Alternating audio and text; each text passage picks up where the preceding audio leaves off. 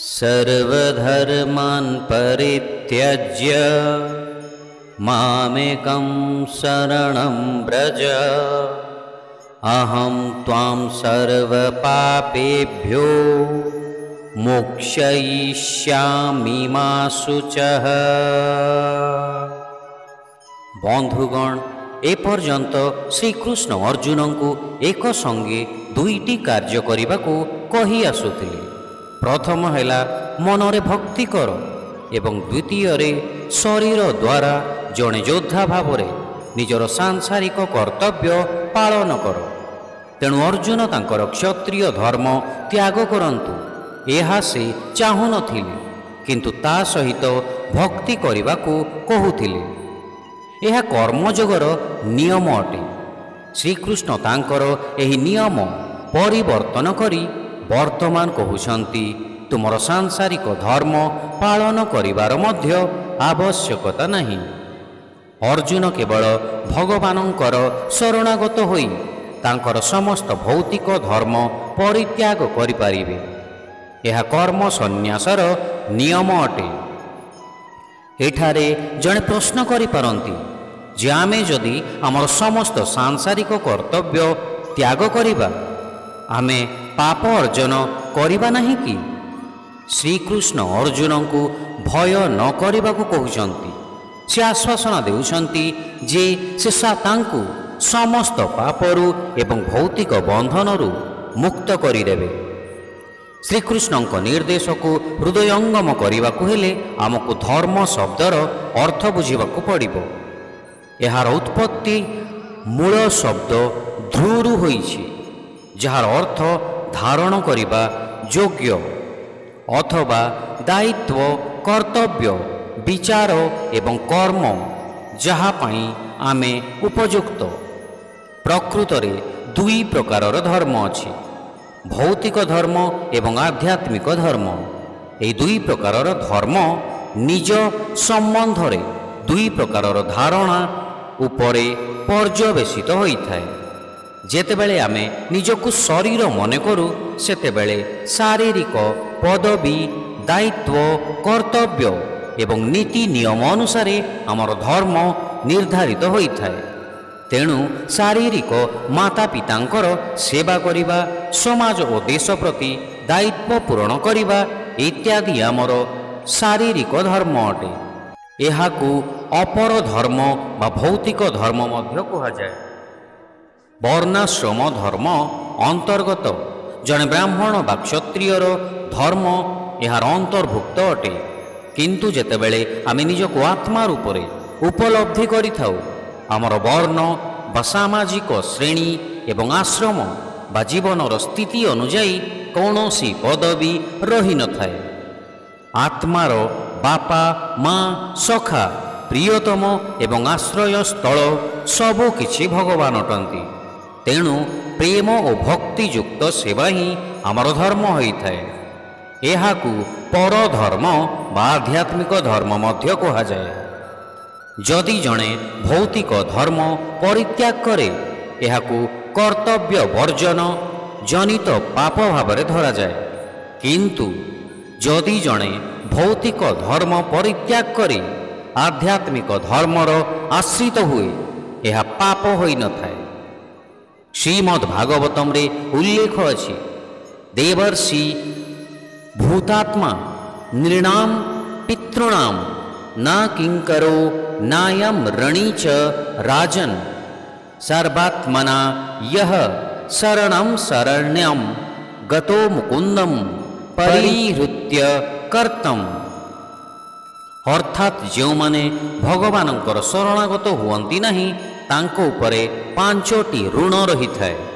स्वर्गर देव ऋण, ऋषि ऋण, पितृऋण, नृऋण एवं भूत ऋण। वर्णाश्रम नियम एही सबु ऋणरू मुक्त हेबा पई अनेक विधि विधान अंतर्भुक्त होइछि। किंतु आमे जेतेबेले भगवानंकर शरणागत हेउ एही सबु ऋणरू आपे आपे मुक्त होई जाऊ। जेपरि वृक्षर मूलरे जल सिंचन कले वृक्षर समस्त शाखा प्रशाखा पत्र पुष्प एवं फल आपणा आपणा ଜଳ ପାଇଥାଏ, ସେହିପରି ଯଦି ଭଗବାନଙ୍କ ପ୍ରତି ଆମର କର୍ତ୍ତବ୍ୟ ପୂରଣ କରିବା, ତାହେଲେ ଅନ୍ୟମାନଙ୍କ ପ୍ରତି ଆମର କର୍ତ୍ତବ୍ୟ ସ୍ୱାଭାବିକ ଭାବରେ ପୂରଣ ହୋଇଯିବ। ତେଣୁ ଆମେ ଯଦି ଆଧ୍ୟାତ୍ମିକ ଧର୍ମରେ ଯଥାର୍ଥ ଭାବରେ ସ୍ଥିତ ହୋଇଯିବା, ତେବେ ଭୌତିକ ଧର୍ମ ତ୍ୟାଗ କରିବାରେ କୌଣସି ପାପ ହେବ ନାହିଁ। ବାସ୍ତବରେ ଅନ୍ତିମ ଲକ୍ଷ୍ୟ ହେଉଛି ହୃଦୟର ସହିତ ପୂର୍ଣ୍ଣତଃ ଆଧ୍ୟାତ୍ମିକ ଧର୍ମରେ ନିଯୁକ୍ତ ରହିବା। ଶ୍ରୀମଦ୍ ଭାଗବତମରେ ମଧ୍ୟ ଉଲ୍ଲେଖ ଅଛି, ଆଜ୍ଞା ଏବଂ ଗୁଣାନ୍ ଦୋଷାନ୍ ମୟାଦିଷ୍ଟାନ୍ अपि स्वकान् धर्मान् संत्यज्य यह सर्वान् मां भजेत स तु सत्तमः।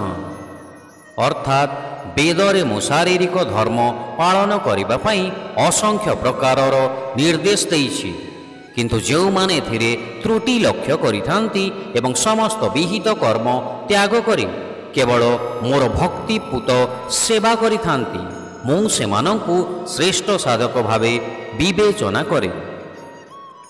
रामायण रे आमे पढ़ी थाए किपरि लक्ष्मण तांकर भौतिक कर्तव्य त्याग करी प्रभु रामंक सहित वनकु अनुगमन करिथिले। से कहिथिले, गुरु पितु मातु न जानहि काहू, कहहु सुभाऊ नाथ परियाऊ, मोरे सबही एक तुम स्वामी, दीनबंधु उर अंतरजामी। अर्थात हे प्रभु मत विश्वास करंतु, मु कौनसी गुरु पिता माता आदि को जाने नहीं। मो विचार रे आपणक परि दीनबंधु एवं अंतर्जामी ही मोर प्रभु एवं सर्वस्व अटंती। सेहीपरि प्रह्लाद मध्य कहिथिले, माता नास्ति पिता नस्ति नस्ति में स्वजनो जनः। अर्थात मो कौनसी माता पिता किंबा परिजन को जाने नहीं, भगवान ही मोर सबु किछि अटंती। श्रीकृष्ण भागवत गीतार अर्जुन को धारावाहिक भाव में उच्चतर निर्देश सबू प्रदान करुछंती। प्रथमे से अर्जुन को कर्म करने को कहिले, जहाँकि जड़े योद्धा भाव में तांकर भौतिक धर्म थिला, किंतु भौतिक धर्म भगवत प्राप्ति कराए नहीं, यह स्वर्ग लोक को नहीं थाए एवं धार्मिक कर्म सबु क्षय हो जिबा परे व्यक्ति पुणी थरे मृत्यु लोक को प्रत्यावर्तन करिथाए। तेणु श्रीकृष्णंकर परवर्ती निर्देश थिला कर्मयोग, जहाँकि शरीर द्वारा भौतिक धर्म एवं मन द्वारा आध्यात्मिक धर्म पालन करिबा। से अर्जुन को शरीर द्वारा युद्ध करने को एवं मनरे भगवान को स्मरण करने को कहिछंती। भगवत गीतार अधिकांश भाग एही कर्मयोगर वर्णनारे परिपूर्ण। वर्तमान सर्वशेष श्रीकृष्ण अर्जुन को कर्म संन्यास पालन करने को उपदेश देइछंती। से समस्त भौतिक धर्म त्याग करी केवल आध्यात्मिक धर्मर अवलंबन ग्रहण करने को कहउछंती, जहा भगवानंकर भक्ति अटे। तेणु जड़े योद्धार कर्तव्य रूपरे नुहे, एपरी कर्म करने को भगवान इच्छा करुथिबारु से युद्ध करने उचित। किंतु श्रीकृष्ण यही उपदेश अर्जुन को आगरू कहीं देले नहीं।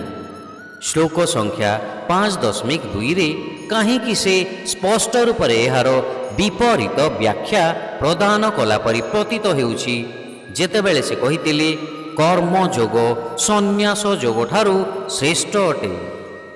श्रीकृष्ण याकू प्रांजल भाव में परवर्ती श्लोक रे बुझाउछंती। शिक्षा समस्त प्रकार धर्म परित्याग करी केवल मोर शरणागत हुओ, मु तुमको समस्त पापरु मुक्त करिदेवी, भय कर नहीं। Abandon all varieties of dharmas and simply surrender unto me alone. I shall liberate you from all sinful actions. Do not fear. Hare Krishna.